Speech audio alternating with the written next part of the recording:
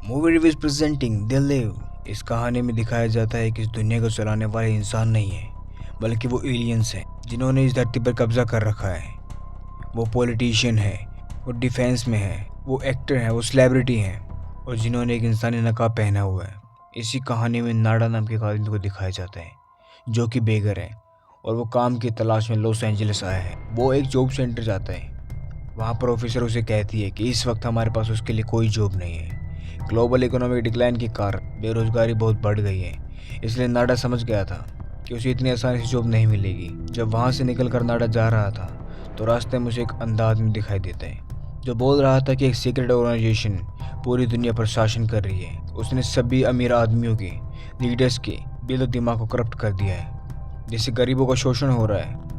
वो लोगों को समझा रहा था कि जागो। तभी वहाँ पर पुलिस आ जाती है और नाडा वहाँ से निकल जाता है।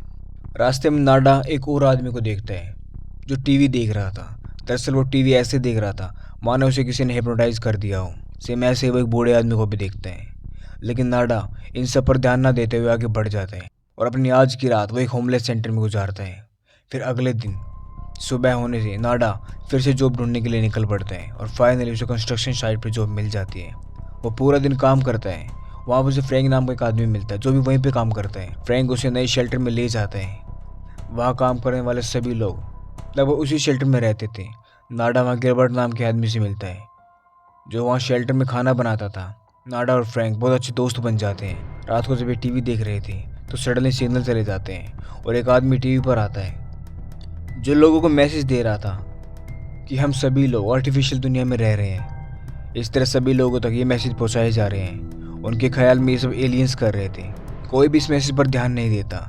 नाडा वहाँ से थोड़ा दूर चला जाता है तो देखते एक अंधा आदमी वहाँ खड़ा है और वो भी वही बातें बोल रहा था जो कि टीवी पर वो आदमी बोल रहा था। तभी गिलबर्ट उस अंधे आदमी के पास आता है और उसके कान में कुछ बोलता है और फिर उसे चर्च के अंदर ले जाता है। अगले दिन नाडा गिलबर्ट से इसके बारे में पूछता है तो गिलबर्ट कहता है कि वो अंधा आदमी या चर्च में रिलीजियस गाने गाता है। और तभी अचानक टीवी पर वो रात वाली न्यूज़ आ जाती है। वो आदमी फिर से सिग्नल्स को रोकने का संदेश देता है। गरीब लोग उनके गुलाम बन रहे हैं और जिनकी वो गुलामी कर रहे हैं वो इंसान नहीं है। ये बात सुनकर लोगों के सर में दर्द होने लग जाते हैं। तभी नाडा का ध्यान गिलबर्ट पर जाते हैं जो परेशान होकर चर्च की तरफ जा रहा था। नाडा उसका पीछा करते हैं और चर्च के अंदर जाते हैं। चर्च के अंदर से आवाज़ें आ रही थी, लेकिन जब नाडा अंदर गया तो वो देखता है कि आवाज़ें सिर्फ एक टेप रिकॉर्डर से आ रही थी। दरअसल चर्च के अंदर सीक्रेट मीटिंग चल रही थी और ये टेप रिकॉर्डर इसलिए बजाया जा रहा था ताकि मीटिंग की आवाज़ें बाहर तक ना जाएं। दरअसल चर्च के अंदर एक मिनी लैब बनी हुई थी जहाँ पर सनग्लासेस बनाए जा रहे थे और उस लैब की दीवारों पर एक मैसेज लिखा हुआ था। वो मैसेज था, दे लिव वी स्लीप। दूसरे रूम में नाडा को गिलबर्ट, वो टीवी वाला आदमी और कुछ और लोग मीटिंग करते हुए मिलते हैं। दरअसल ये वही लोग थे जो टीवी को हैक करके लोगों तक मैसेज पहुंचाने की कोशिश कर रहे थे। नाडा को ये सब देखकर कुछ समझ नहीं आता, इसलिए वो चर्च के बाहर आ जाते हैं। उसके बाद अगले दिन नाडा देखता है कि गिलबर्ट और कुछ आदमी चर्च में से कुछ सामान लेकर भाग रहे हैं और रात को ही पुलिस उस शेल्टर पर और उस चर्च पर रेड कर देती है और पूरे शेल्टर को तबाह कर देती है। अगर कोई कुछ कहता है तो पुलिस उसे मार देती है। वो टीवी वाले उस आदमी को ही मार देते हैं। नाडा अपनी जान बचाकर चर्च में छुप जाता है जहाँ कुछ और लोग भी छिपे हुए थे। अगले दिन जब वो बाहर निकल कर देखते हैं तो शेल्टर में सब कुछ तबाह कर दिया गया था, लेकिन टीवी अभी भी चल रहा था।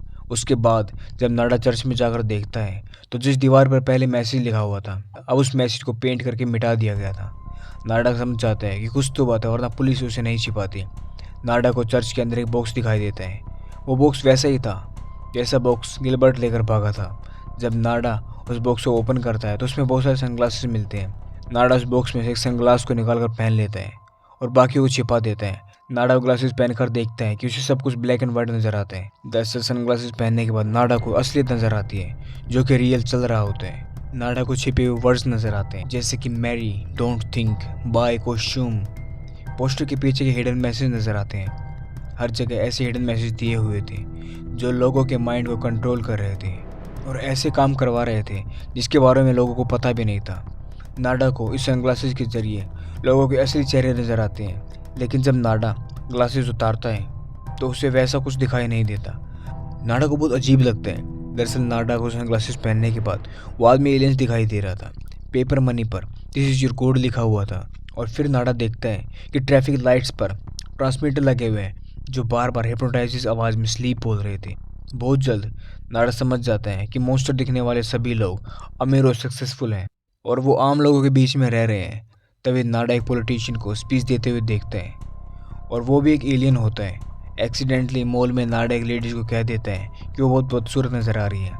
तभी वो लेडी समझ जाती है कि उसका असली रूप उसने देख लिया है। तभी वो लेडी अपने रिस्ट वॉच के जरिए सभी एलियंस को नाड़ा के बारे में मैसेज पहुंचा देती है।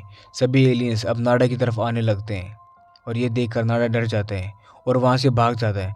लेकिन जल्दी ही दो एलियन पुलिस नाड़ा से पूछते हैं कि उसे सनग्लासेस कहाँ से मिलते हैं और अपनी टीम में शामिल होने के लिए कहते हैं। लेकिन नाड़ा उनकी बात नहीं मानता और वो उनसे लड़के एक बैंक में जाकर छुप जाता है। नाड़ा देखता है कि वहाँ पर भी मॉन्स्टर थे, यानी कि वहाँ पर भी एलियंस थे। नाड़ा एक एक करके सबको मारना शुरू कर देता है। उनमें से एक आदमी वॉच के जरिए पुलिस को बुला लेता है और खुद गायब हो जाता है। नाड़ा ये देखकर पार्किंग में चला जाता है और रास्ते में वो देखता है कि एक ड्रोन उसका पीछा कर रहा है। नाड़ा उसे भी शूट कर देते हैं। पुलिस से बचने के लिए नाड़ा होली नाम की लड़की को बंदी बनाकर वहाँ से निकलने की कोशिश करता है। जब उसके घर में जाता है और उसको सारी बातें बताता है कि दुनिया खतरे में और एलियंस लोगों को अपने कब्जे में कर रहे हैं, वो होली को सनग्लासेस पहनने को कहता है ताकि वो सारी सच्चाई देख सके। लेकिन होली को नाड़ा की बातों पर यकीन नहीं होता, इसलिए वो नाड़ा को खिड़की से नीचे फेंक देती है और पुलिस को कॉल कर देती है। खिड़की से नीचे गिरने पर नाड़ा तो बच जाता है, लेकिन ग्लासेस टूट जाते हैं और अब नाड़ा एक ब्रिज के नीचे रात गुजारता है। अगले दिन नाड़ा फ्रैंक के पास जाता है और उससे हेल्प मांगता है, लेकिन नाड़ा उसे किलर समझता है। नाड़ा फ्रैंक को समझाने की कोशिश करता है, लेकिन वो उसकी बात नहीं सुनता। इसलिए नाड़ा कूड़े में से उस डब्बे को ढूंढता है और सनग्लासेस निकाल लेता है। नाड़ा फ्रैंक को सनग्लासेस पहनने के लिए बोलता है, लेकिन फ्रैंक नाड़ा की बात नहीं सुनता। इसलिए नाड़ा फ्रैंक को ज़बरदस्ती ग्लासेस पहना देता है। इसे पहनते ही नाड़ा की बातों पर उसे यकीन हो जाता है। अब नाड़ा फ्रैंक की सारी बातें समझ जाता है और अगले दिन वो दोनों गिलबर्ट से मिलते हैं। गिलबर्ट उन्हें सनग्लासेस पहने देख अपनी मीटिंग में शामिल कर लेते हैं। वहाँ पर वो ग्लासेस की जगह उन्हें लेंस दिए जाते हैं ताकि वो और अच्छे से देख सकें। गिलबर्ट अब उन्हें एलियंस के बारे में बताता है कि एलियंस लोगों को पावर और पैसा देते हैं और इनका इस्तेमाल करके अपने काम करवाते हैं। ये ग्लोबल वार्मिंग भी उन्हीं ने करवा रखी है। दिन ब दिन लोगों की संख्या कम हो रही है और एलियंस यहाँ पर बढ़ रहे हैं और एक दिन ये सभी को एलियंस बनाकर दूसरे प्लेनेट पर चले जाएंगे। वहाँ पर नाड़ा को वो वॉच भी दिखती है जिससे सारे एलियंस कनेक्टेड होते हैं। गिलबर्ट कहता है, हमें इस सिग्नल के सोर्स को ढूंढकर उसे हैक करना होगा ताकि हम लोगों को उस एलियंस का असली चेहरा दिखा सकें। तभी वहाँ पर होली आ जाती है। वो बताती है कि उसे टूटे सनग्लासेस के जरिए रियलिटी देख चुकी है। वो बताती है कि वो ब्रॉडकास्टिंग कंपनी में काम करती है और उसे पता है कि सिग्नल्स कहाँ से भेजे जाते हैं। तभी अचानक पुलिस वहाँ पर रेड मारती है, लेकिन पुलिस में कुछ नॉर्मल लोग भी होते हैं। लेकिन वो इन लोगों को आतंकवादी समझ रहे थे और उन पर हमला कर देते हैं और सभी लोगों को मार देते हैं। नाड़ा और फ्रैंक किसी तरह से अपनी जान बचाकर वहाँ से निकल जाते हैं और जब उस एलियंस की घड़ी पर लगे एक बटन को दबाते हैं तो उनके सामने एक रास्ता खुल जाता है। पुलिस से बचने के लिए वो उसके अंदर चले जाते हैं। दरअसल ये दोनों एलियंस के सीक्रेट जगह पर पहुंच चुके होते हैं जहाँ पर स्ट्रेंज लैंग्वेज में कुछ लिखा हुआ होता है। वहाँ पर गार्ड्स भी होते हैं। इन गार्ड्स को रेडियो के जरिए खबर मिलती है कि एलियंस ने उन टेररिस्ट को मार दिया है, इसलिए वो अब अपनी जीत को सेलिब्रेट करने में लग जाते हैं। और अब नाड़ा और फ्रैंक एक रूम में पहुंच जाते हैं जहाँ पर एलियन पार्टी कर रहे थे। ये खुशी सभी बागियों को मारने की थी। वहाँ उन्हें सुनने को मिलता है कि बहुत जल्द पूरी दुनिया पर एलियंस का राज होगा। तभी वहाँ पर उन्हें शेल्टर का एक पुराना आदमी मिलता है जो कि अभी एलियंस के साथ मिल चुका था। वो सोचता था कि नाड़ा और फ्रैंक भी उनके साथ मिल गए, इसलिए वो उन दोनों को एलियन की सभी सीक्रेट जगह दिखाते हैं। एलियंस का एयरपोर्ट दिखाता है जहाँ से एलियंस इस दुनिया में आते हैं। इसके बाद ये दोनों उस जगह पर जाते हैं जहाँ लोगों को हिडन मैसेज भेज रहे थे और उनका माइंड डाइवर्ट कर रहे थे, उनका माइंड करप्ट कर रहे थे। लेकिन जब वो अंदर जाते हैं तो उनसे आइडेंटिटी मांगी जाती है, तो वो दोनों गार्ड्स को गोली मार देते हैं। और कैंप का रेजिडेंट नाड़ा और फ्रैंक को कहता है कि वो भी उनके साथ मिल जाए, लेकिन वो दोनों मना कर देते हैं और मेन स्टूडियो में चले जाते हैं जहाँ पर सभी एलियंस थे। जहाँ उन्हें पता चलता है कि सिग्नल डिश छत के ऊपर है, तो दोनों ऊपर जाते हैं और ऊपर जाते वक्त वहाँ पर होली भी आ जाती है जो कि उस रेड से बच गई थी। नाड़ा उस डिश को डिस्ट्रॉय करने के लिए छत पे जाता है, लेकिन इससे पहले फ्रैंक भी वहाँ पर आता। होली उसे पीछे से मार देती है। इसका मतलब ये था कि होली भी एलियंस के साथ मिली हुई थी।